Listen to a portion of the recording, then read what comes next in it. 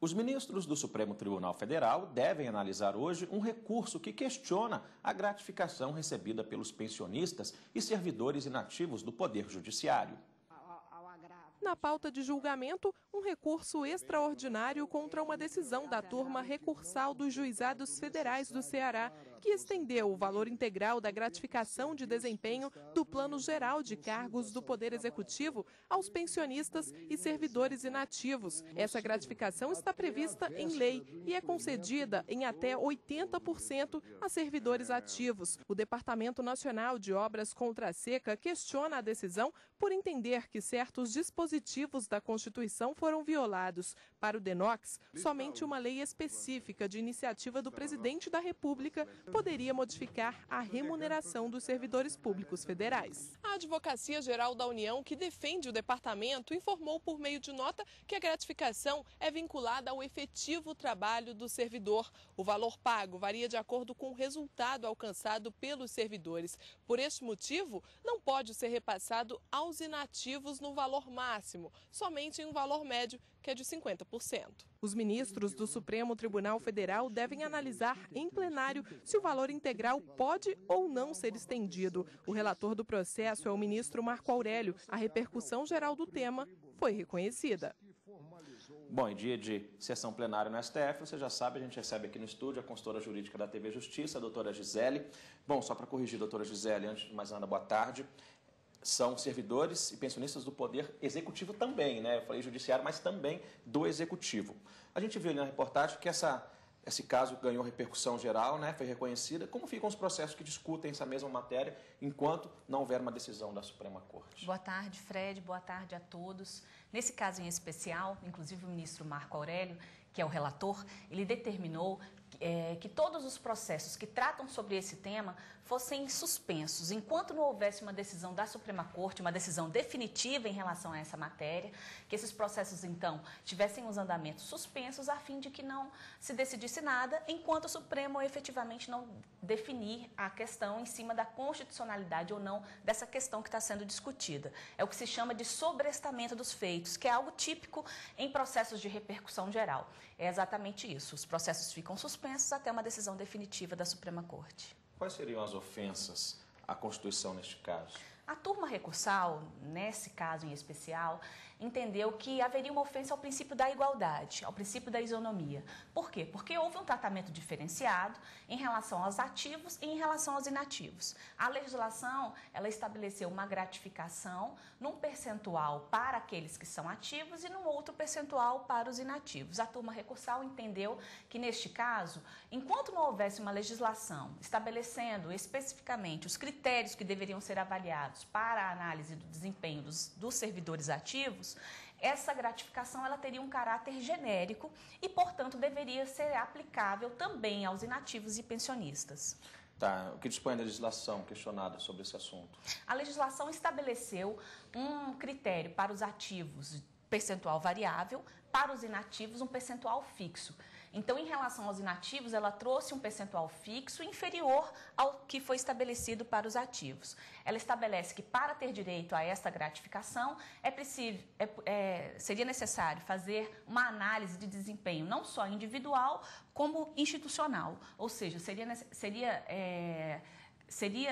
teria que ser necessário avaliar tanto metas institucionais quanto metas individuais em relação àquele servidor para que ele, a partir daí, tivesse direito a essa gratificação. É a chamada gratificação pro labore, ou seja, em razão do efetivo desempenho do servidor público. Tá certo. A gente tem outros assuntos na pauta também de hoje, doutora. Um deles diz respeito à conversão dos salários dos servidores, que deve ser baseada na lei federal ou estadual. O Tribunal de Justiça do Rio Grande do Norte decidiu pela legislação nacional. O Estado não concordou e o caso veio parar aqui no Supremo Tribunal Federal. Os ministros do Supremo Tribunal Federal podem julgar um recurso extraordinário que questiona uma decisão do Tribunal de Justiça do Rio Grande do Norte. O TJ determinou que os vencimentos de uma servidora fossem convertidos em unidade real de valor, utilizando como base o previsto na Lei Federal 8.880, de 1994, e afastando o estabelecido na Lei Estadual número 6.612 e uma resolução do mesmo ano. O Estado do Rio Grande do Norte entrou com um recurso contra a sentença. Por telefone, o procurador-geral do estado disse que este processo envolve uma quantia que supera os 15 bilhões de reais. A conta é astronômica. O Rio Grande do Norte nunca terá condições de pagar o valor que eventualmente venha a ser condenado. Então é importante que o Supremo declare a constitucionalidade da lei estadual, né, afastando a legislação federal, e que declare o direito do Estado do Rio Grande do Norte de fazer a compensação dos reajustes posteriores com as perdas salariais pleiteadas pelos servidores, limitando-se assim à data da implantação de novas tabelas salariais e dos subsídios dos seus servidores. A conversão decorrente do Plano Real será discutida em plenário. Os ministros devem decidir se a compensação da diferença de 11,98% é devida ou não. O relator é o ministro Luiz Fux. O caso teve repercussão geral reconhecida. A Procuradoria-Geral da República já se manifestou para que o recurso seja negado. Neste processo, diversas entidades participam como amicus curiae, os chamados amigos da corte, e querem que na conversão sejam utilizados os critérios da lei federal. O estado de São Paulo e da Bahia esperam a aceitação do recurso. Segundo este professor de direito, somente em determinados casos é possível o ingresso de amicus curiae. As mais comuns são no controle concentrado de constitucionalidade, que se prevê essa possibilidade e se pratica muito, e também no controle difuso nos tribunais. Se permite no mandado de segurança, se permite no recurso extraordinário.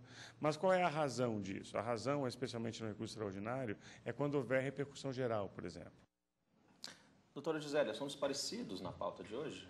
Parecidos, Fred. Na verdade, a pauta está composta por 10 processos. Todos eles, assim, a gente até pode chamar de uma pauta temática, porque todos eles tratam dessas questões relacionadas a servidor público, vencimento, remuneração, daí a semelhança. A lei federal que a gente vê na reportagem feita pela Daniela, a lei número 8.880 de 1994, ela trata do que especificamente? Ela tratou basicamente do Plano Real, ou seja, foi um programa de estabilização da moeda. Nessa lei, qual foi a previsão dela? Ela trouxe critérios para a instituição do que se denominou Plano Real. Então, a conversão do Cruzeiro Real para uma unidade real de valor, que foi a URV, e posteriormente a implementação da moeda real.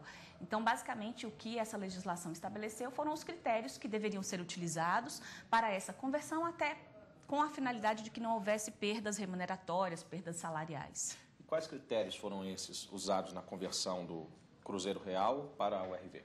Na verdade, isso é o que o Supremo Tribunal Federal irá definir.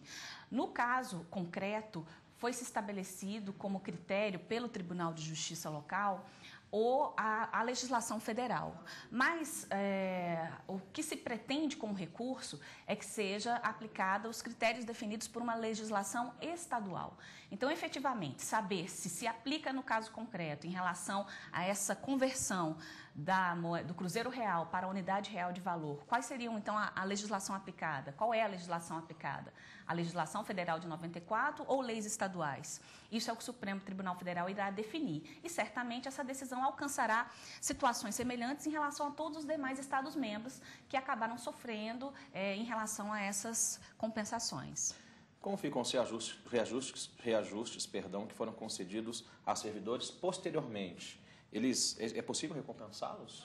Bom, esse inclusive é um argumento do Rio Grande do Norte, no sentido de que os servidores, posteriormente, eles acabaram tendo reajustes que, de certa forma, compensaram aquelas perdas remuneratórias que foram sofridas em razão dessa conversão da moeda.